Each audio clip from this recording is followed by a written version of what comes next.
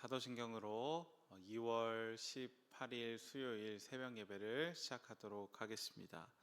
전능하사 천지를 만드신 하나님 아버지를 내가 믿사오며 그 외아들 우리 주 예수 그리스도를 믿사오니 이는 성령으로 잉태하사 동정녀 마리아에게 나시고 본디오 빌라도에게 고난을 받으사 십자가에 못 박혀 죽으시고 장사한 지 사흘 만에 죽은 자 가운데서 다시 살아나시며 하늘에 오르사 전능하신 하나님 우편에 앉아 계시다가 저리로서 산자와 죽은 자를 심판하러 오시리라.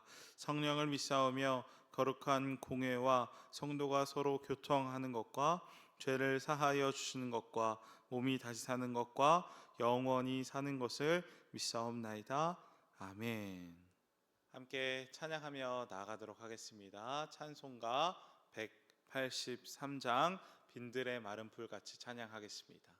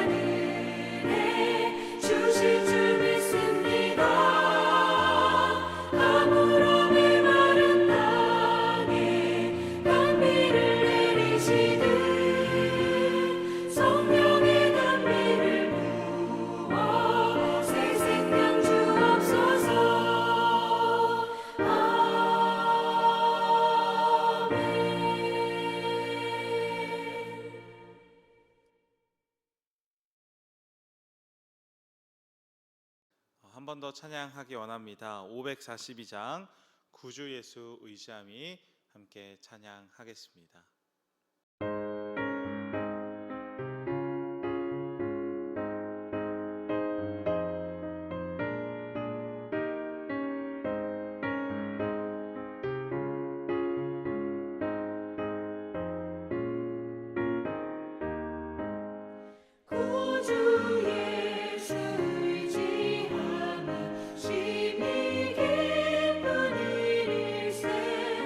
영생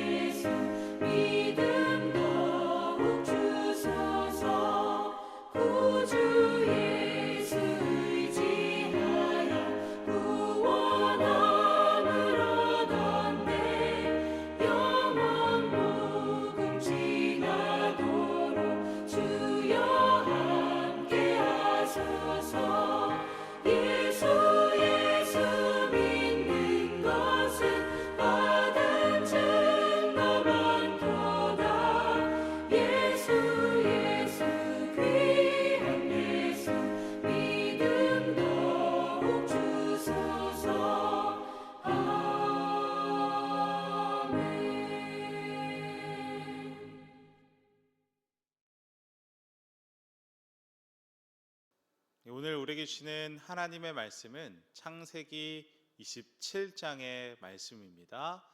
창세기 27장 1절부터 46절까지의 말씀, 오늘도 드라마 성경으로 함께 봉독하도록 하겠습니다. 제27장. 이삭이 나이가 많아 눈이 어두워 잘 보지 못하더니 맏아들 에서를 불러 이르되, 내 아들아, 내가 여기 있나이다. 내가 이제 늙어 어느 날 죽을는지 알지 못하니 그런즉 내 기구 곧 화살통과 활을 가지고 들에 가서 나를 위하여 사냥하여 내가 즐기는 별미를 만들어 내게로 가져와서 먹게 하여 내가 죽기 전에 내 마음껏 내게 축복하게 하라.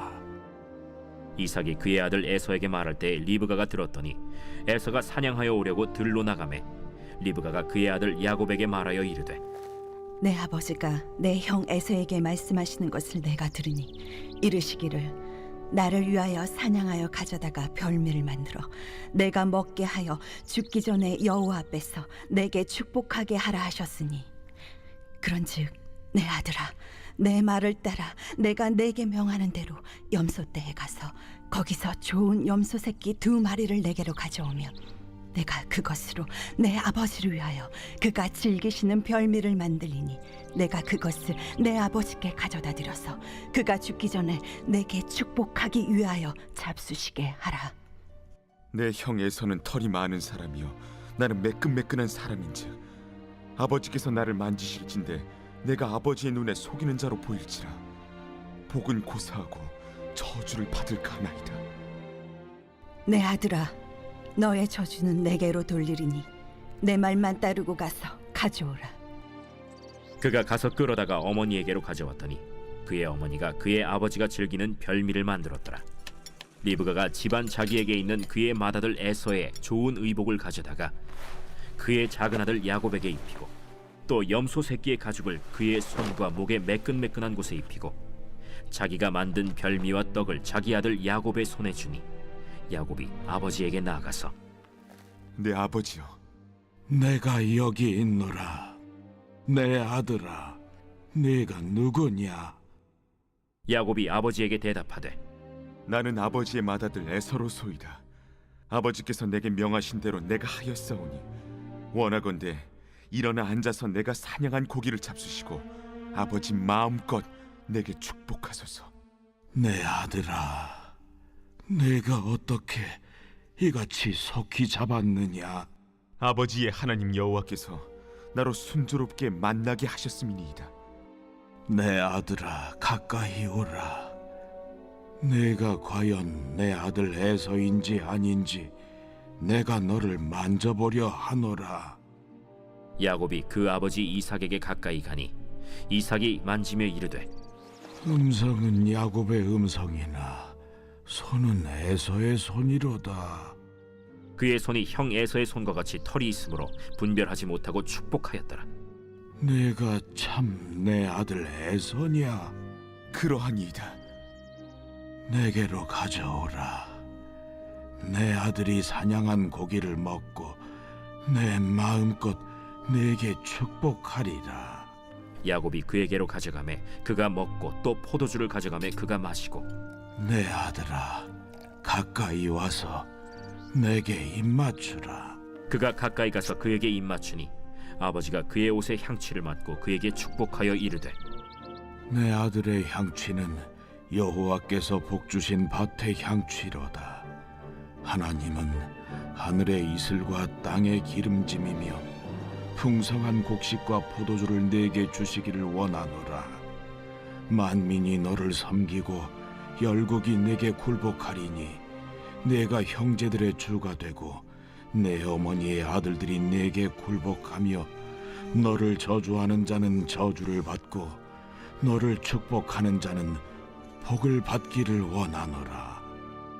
이삭이 야곱에게 축복하기를 마치매 야곱이 그의 아버지 이삭 앞에서 나가자 곧 그의 형 에서가 사냥하여 돌아온지라.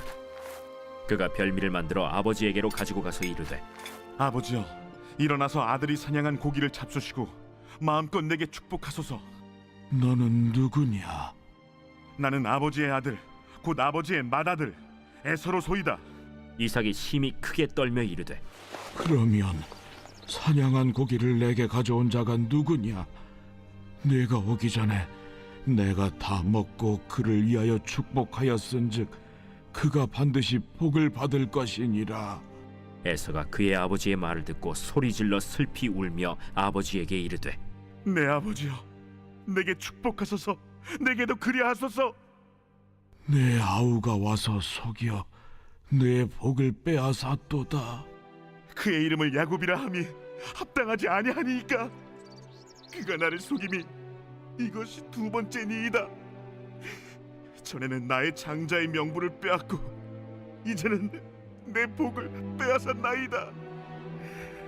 아버지께서 나를 위하여 빌 복을 남기지 아니하셨나이까.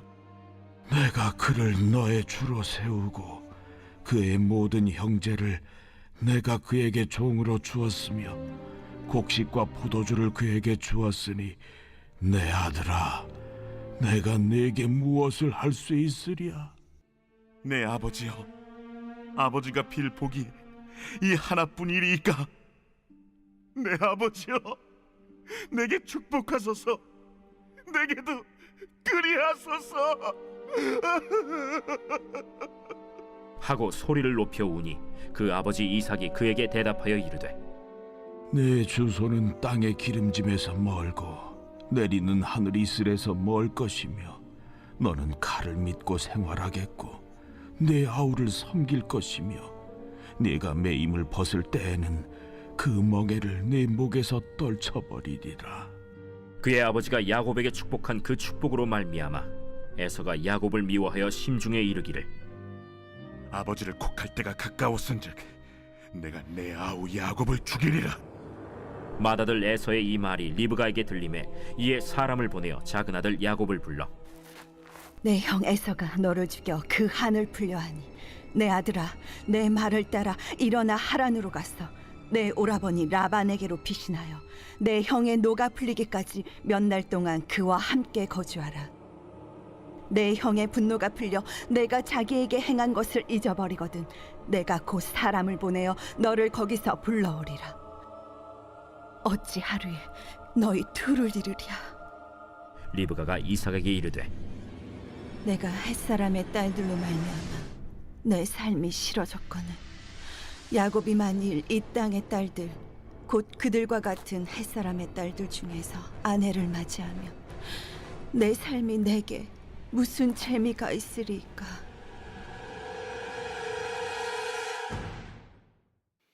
오늘은 창세기 27장의 말씀을 보며 함께 은혜를 나누도록 하겠습니다. 저희가 계속해서 이삭의 이야기를 보고 있습니다. 이삭은 하나님께서 세우신 은혜의 사람이었고 축복의 사람이었습니다. 그런데 오늘 본문 말씀으로 넘어오면서 이삭과 그의 가정이 완전히 무너지는 것을 보게 됩니다. 서로가 서로를 속이고 거짓말을 하고 미워하고 증오합니다. 이삭의 그 가정이 완전히 깨어지게 된 것이죠. 고작 성경 한 장 차이인데 그 전에는 이삭은 축복의 사람, 이삭을 통해 축복이 흘러가는 그런 가정이었는데 왜 고작 한 장 차이로 이런 안타까운 일이 발생하게 되었을까요? 먼저 오늘 본문의 내용을 보면 다음과 같습니다. 이삭이 큰아들 에서를 부르죠. 그리고 자신이 이제 죽을 날이 가까워왔으니까 에서를 축복하겠다라고 합니다. 그러면서 에서에게 축복하기 전에 사냥을 해서 그 사냥감으로 음식을 해서 가져오라고 에서를 보냅니다. 그런데 여기서부터 뭔가 이상한 낌새가 나죠. 부모가 죽을 날이 가까워서 축복을 한다고 하면 상식적으로 큰아들만 조용히 불러서 아무도 모르게 축복해 주려고 합니까? 그렇지 않을 것입니다. 온 가족을 다 모아서 차례차례 한 사람 한 사람 다 축복을 해주는 것이 정상 아니겠습니까? 그런데 이삭은 큰아들에서만 살짝 불러서 축복해 주려 했다라는 것입니다. 그리고 여기서 더 심각한 것은 무엇이냐면 이삭이 에서에게 요구하는 것입니다. 3절, 4절의 말씀입니다. 그런즉 내 기구 곧 화살통과 활을 가지고 들에 가서 나를 위하여 사냥하여 내가 즐기는 별미를 만들어 내게로 가져와서 먹게 하여 내가 죽기 전에 내 마음껏 내게 축복하게 하라. 아멘. 이삭의 이 두 구절밖에 안 되는 이 짧은 구절에 나가 몇 번씩이나 등장하는 것입니까? 나. 아들을 축복하는 그 결정적인 순간에도 이삭의 관심은 하나님이 아니라, 가정이 아니라 자신의 입맛, 자신의 욕망, 자신의 만족의 중심에 있었다라는 것이죠. 뭔가 영적으로 잘못되어져 가는 것이 느껴지십니까? 자, 그런데 이 대화를 이 이삭과 에서의 대화를 누가 듣게 됩니까? 리브가가 살짝 엿듣게 됩니다. 그리고 리브가는 급히 둘째 아들 야곱에게 축복받을 준비를 시키죠. 리브가가 자신의 요리를 준비해서 줄 테니까 야곱이 대신 그 음식을 아버지께 가져가서 형 에서 대신 축복을 받아라라는 것입니다. 리브가는 또 누구를 편애하는 것입니까? 리브가도 야곱을, 둘째 아들 야곱만 편애하고 있는 것입니다. 리브가가 야곱을 편애하는 나름의 이유는 있었을 것입니다. 에서와 야곱 쌍둥이를 임신했을 때 리브가가 하나님께 받았던 약속이 있죠. 큰 자가 작은 자를 섬길 것이라. 리브가는 이 말씀을 마음에 품었고 아마 이삭과도 나누었을 것입니다. 그러다 보니까 둘째 아들 야곱에게 더 마음에 갔겠죠. 하지만 하나님의 말씀을 받았다고 해서 그 말씀을 이루는 방법까지 정당화되는 것 아니죠. 남편을 속이고 거짓을 계획하는 것은 결코 믿음의 방식이 될 수 없다라는 것입니다. 그러나 리브가는 그 이삭의 어두운 눈을 이용해서 이삭을 속이자라는 계획을 세웠던 것입니다. 그리고 야곱은 이 리브가의 계획을 듣고 두려워합니다. 11절 이하의 말씀이죠. 야곱이 그 어머니 리브가에게 이르되 내 형 에서는 털이 많은 사람이요 나는 매끈매끈한 사람인즉 아버지께서 나를 만지실진데 내가 아버지의 눈에 속이는 자로 보일지라 복은 고사하고 저주를 받을까 하나이다. 야곱의 말이 맞습니다. 혹시 거짓말한 것이 탄로 나서 축복 대신 저주를 받으면 큰일 나는 것이죠. 그런데 리브가는 그 야곱의 말을 듣고 그 계획을, 거짓된 계획을 멈추는 것이 아니었습니다. 리브가는 오히려 그런 말을 하는 야곱에게 더 무서운 말을 합니다. 13절에 저주는 내가 받을게 너는 내가 시키는 대로 해라. 네, 지금 이 가정에는 누구도 잘못된 그 방향을 막아설 수 있는, 브레이크를 잡을 사람이 한 명도 없었던 것입니다. 결국 야곱은 어머니가 마련해 준 형 에서의 옷을 입고 손과 목에는 어린 염소 새끼의 가죽을 덧대고 아버지 이삭에게로 들어갑니다. 이삭은 놀랐죠. 에서를 보낸 지 얼마 되지도 않았는데 사냥을 해서 요리까지 해서 들고 왔기 때문입니다. 의심이 가는 이삭, 그래서 이삭은 이심이 가여서 그 야곱에게 내가 누구냐라고 묻습니다. 그리고 이삭의 무렵에 야곱은 거짓말을 하죠. 19절에 아버지께서 말씀하신 대로 하였습니다. 제가 사냥해온 고기를 잡수시고 저에게 마음껏 축복해 주십시오. 그 말에 다시 한번 의심이 되었던 이삭은 한 번 더 묻습니다. 아니 어떻게 그렇게 빨리 사냥을 해왔느냐. 그때 야곱은 또 한 번 거짓말하죠. 심지어 이번에는 하나님까지 끌어들여서 거짓말을 합니다. 하나님께서 도와주셔서 제가 빨리 사냥할 수 있었습니다. 네, 죄가 죄를 낳고 있는 것이죠. 심지어 하나님까지 이용해서 거짓말합니다. 얼마나 지금 이삭의 가정이 깨어져 있는지 볼 수 있는 한 대목이라는 것입니다.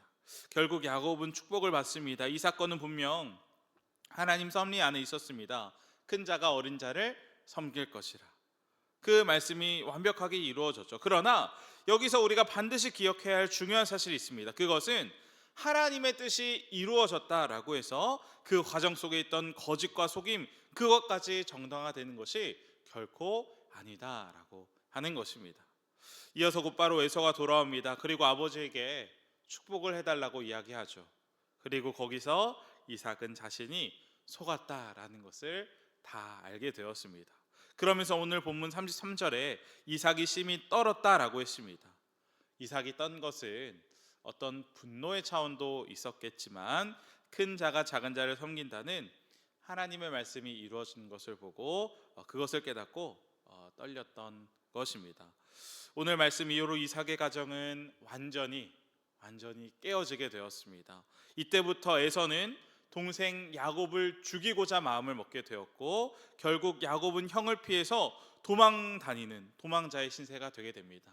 심지어 리브가는 자신이 그렇게 사랑하는 둘째 아들 야곱을 다시는 볼 수 없게 되죠. 다시 보지 못하고 죽게 되었습니다. 자, 그렇다면 왜 이삭의 가정이 이렇게까지 파국으로 치닫게 되었을까요? 저는 그것이 1절 말씀에 중요한 힌트가 있다라고 생각을 합니다. 오늘 본문 1절 말씀을 보면 이삭이 나이가 많아 눈이 어두워 잘 보지 못하더니 라고 했습니다.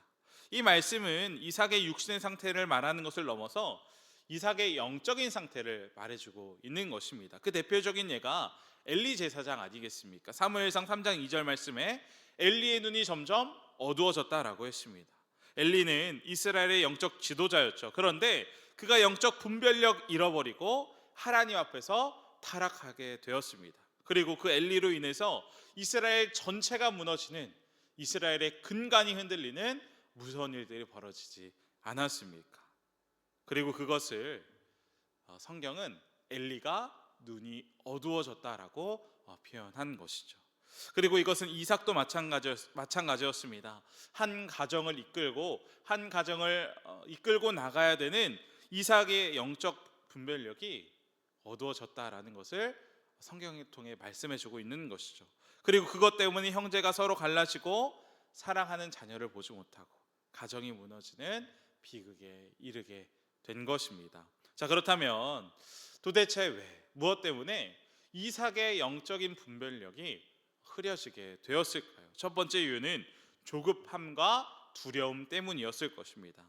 오늘 본문에 이삭이 아들 에서를 불러서 한 말을 주목해 보십시오.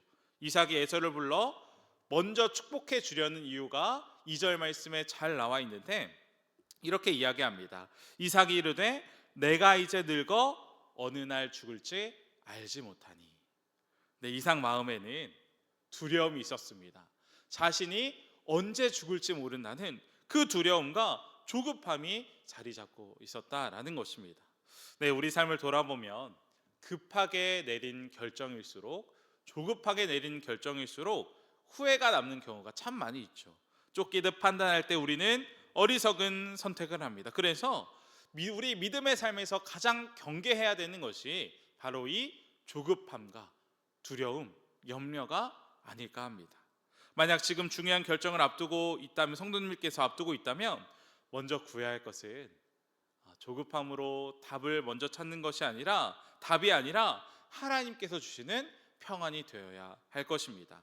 종교개혁자 마틴 루터에게는 아주 유명한 일화가 있습니다. 종교개혁을 진행하던 중 루터는 핍박과 건강의 문제로 인해 완전히 절망하게 되었습니다. 그래서 루터는 모든 것을 다 포기한 채 집안 서재에서만 틀어박혀 있었죠. 그런데 그때 아내 카타리나가 머리부터 발끝까지 검은색 상복을 입고 루터에게 찾아왔습니다. 그러자 루터가 물어봤죠. 누가 죽었습니까? 그러자 카타리나가 대답했습니다. 네, 돌아가신 분이 있습니다. 바로 하나님이 돌아가셨습니다. 루터가 분노했습니다. 무슨 불경스러운 말을 하냐? 하나님이 어떻게 죽으실 수가 있어? 라고 분노했죠. 그러자 카타리나는 다시 한번 말했습니다. 당신의 어두운 얼굴을 보니 하나님이 정말 돌아가신 것처럼 보입니다. 하나님이 정말 살아계신다면 당신이 이렇게 낙심해 있을 수 있겠습니까? 네, 하나님이 살아계시고 이 일이 하나님 기뻐하시는 일이라면 그러면 하나님 돌아가시는 것 아니실 텐데 왜 이렇게 조급하고 염려하고 두려움 가운데 있냐라고 이 카타리나가 이야기한 것입니다. 루터는 그 말을 듣고 정신이 번쩍 들었습니다.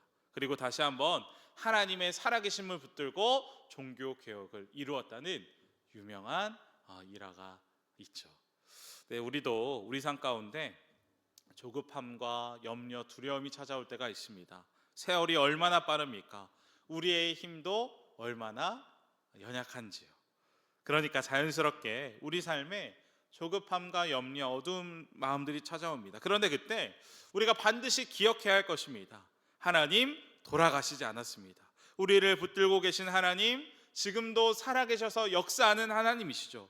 그리고 그 하나님께서 우리를 절대 포기하지 않으시고 끝날까지 돌보신다라는 사실입니다. 그래서 예수님께서도 말씀하시지 않았습니까? 하늘에 나는 새를 봐라, 들에 핀 백합화를 봐라. 누가 먹이지도 아니하고 입히지도 아니하는데 하나님이 돌보시는데 하물며 너희일까 보냐? 믿음이 적은 자들아. 아멘. 분명 하나님 우리의 머리털까지 세시는 하나님이십니다. 따라서 우리가 때로는 두려움이 올 때, 어두운 마음 찾아올 때, 조급함이 찾아올 때 반드시 하나님 바라보기 원합니다. 아무리 조급해도 기도의 자리에서, 예배의 자리에서 하나님이 얼마나 크신 분이신지, 그리고 지금도 살아계신 주님이 우리를 어떻게 돌보시는지 바라보기 원합니다. 그때 우리 마음 가운데 조급함, 두려움, 염려가 떠나가고 사라지게 될 줄 믿습니다. 그 은혜를 누리시게 되기를 주님의 이름으로 축복합니다. 그리고 그것이 영적 분별력이 흐려지지 않는 첫 번째 믿음일 것입니다. 자, 그리고 두 번째로 이삭의 그 영적 분별력이 어두워진 두 번째 이유는 바로 고립이었을 것입니다. 이삭은 혼자 판단했죠. 분명 이삭에게는 지혜로운 아내, 믿음의 아내 리브가가 있었습니다. 그럼에도 불구하고 그 이삭은 소통하지 않았습니다. 그리고 이 문제는 어쩌면 오늘 우리의 문제가 될 수도 있습니다. 분명 하나님 우리의 영적 분별력이 흐려지지 않도록 우리의 가정과 교회 공동체를 우리에게 선물로 주신 하나님이십니다. 함께 기도하고 함께 판단하며 때로는 서로 바로잡아줄 수 있는 관계, 이것이 우리에게 있는 공동체, 불꽃교회라는 것이죠. 분명 하나님께서 우리를 같은 가정 안에서, 같은 교회 안에서 만나게 하신 것은 결코 우연이 아닙니다. 필연이죠. 이 험한 세상 속에서 혼자 버티라고 부르신 것이 아니라 함께 기도하고 분별하며 함께 걸어가라고 우리를 이 교회 안에서 만나게 하신 것입니다. 혹시 올해 아주 중요한 결정을 내려야 하는 성도님들 계십니까? 그렇다면 오늘 말씀 반드시 기억하기 원합니다. 하나님 살아계신 하나님이십니다. 조급해하지 말고 두려워하지 마십시오. 그리고 반드시 기억해야 할 한 가지, 하나님은 우리 판단을 돕기 위해서 우리 공동체를 선물로 우리에게 주셨다라는 사실입니다. 가정과 교회 공동체는 우리가 홀로 결정하지 않도록 지켜주시는 하나님의 은혜라는 것이죠. 성경은 분명 말씀합니다. 하나님 지금도 우리를 붙들어 주시고 계시고, 이삭의 가정 인간적으로 보면 무너진 것처럼 보였지만 하나님 그 가정도 버리셨습니까? 그 가정 끝내버리셨습니까? 그렇지 않으셨다라는 것입니다. 끝내 그 이삭의 가정을 통해 하나님의 뜻을 이루어 가셨습니다. 그리고 이것은 우리도 마찬가지입니다. 우리의 인생도 선택 하나로 무너지는 것 아니라 하나님이 우리를 붙들고 계시기에, 신실한 하나님 살아계시기에 우리 인생이 세워져 가는 것입니다. 그러므로 우리는 하나님께 더 가까이 나아가기 원합니다. 이번 한 주간도 하나님 선택하며 하나님 바라보며 나아가기 원합니다. 그러면 우리 인생은 결코 실패하지 않을 것입니다. 이 은혜를 누리며 오늘 하루도 승리하는 우리 불꽃 모든 성도님들 되시기를 주님의 이름으로 간절히 축원드립니다. 이 시간 함께 기도하겠습니다. 은혜의 하나님 아버지, 오늘 말씀을 통해 조급함과 두려움 내려놓고 살아계신 하나님을 바라보게 하심을 감사합니다. 언제나 가정과 교회 공동체 안에서 함께 분별하는 믿음 허락하여 주시고, 언제나 하나님이 우리를 붙들고 계심을 믿고 이번 한 주도 담대히 하나님만 선택하며 하나님만 바라보며 나아가는 저희들 되게 하여 주옵소서. 특별히 설 명절을 마치고 각자의 삶의 자리로 돌아갑니다. 오고 가는 모든 길 하나님 지켜주시고 피곤한 몸과 마음 주님의 평안으로 덮어 주옵소서. 또한 특별히 청년들, 우리 불꽃의 청년들 태국 선교 사역을 마치고 돌아옵니다. 돌아오는 모든 여정 주님의 손으로 안전하게 인도하여 주시고 그들의 섬김과 순종 위에 하늘의 위로와 회복을 더하여 주옵소서. 이 모든 말씀 예수님의 이름으로 기도합니다. 아멘. 하늘에 계신 우리 아버지여, 이름이 거룩히 여김을 받으시오며 나라가 임하옵시며 뜻이 하늘에서 이루어진 것 같이 땅에서도 이루어지이다. 오늘 우리에게 일용할 양식을 주옵시고 우리가 우리에게 죄 지은 자를 사하여 준 것 같이 우리 죄를 사하여 주옵시고 우리를 시험에 들게 하지 마옵시고 다만 악에서 구하옵소서. 대개 나라와 권세 영광이 아버지께 영원히 있사옵나이다. 아멘.